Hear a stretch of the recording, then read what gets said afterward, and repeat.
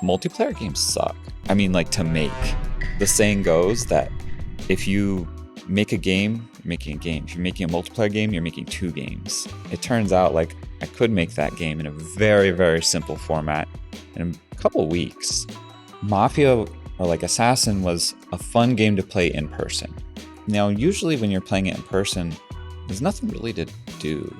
That's where like the mini games came in. We were like, okay, there should always be something to do. Literally, that's all it is. Like, crewmates do tasks because they need to have something to do, and it doesn't matter otherwise. And from that point of releasing Among Us in its earliest form, and it was like, what, 2 years before there was kind of an inflection point where, was it the Korean streamer or like someone picked it up? Yeah. Which led, was that like truly the inflection point of? Well, kind of. Yeah. It depends on how you look at it. Korea was 2018. So well before virality. And so 2019 was Brazil. If I remember right, the streamer's name is Godinot. It's like 2 million subscriber count. 2 million is one of those points where you don't just get that streamer, you get all of the copycats as well.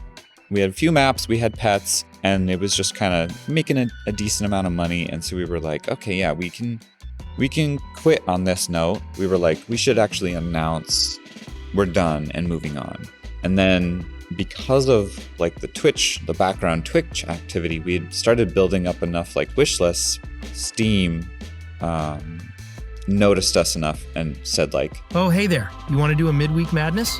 Midweek Madness is like, it's madness for our side too, in that like we made 3 months worth of money in 2 days. Like, for it's absolutely wild the difference that being on the front page of Steam makes. One of the Twitch partner like account managers, Partner manager, Pluto, picked it up, and gave it to sodapoppin, and then sodapoppin invites all of his friends, and then XKQC picks it up and like runs with it. Conveniently tucked in the middle of all that was pandemic.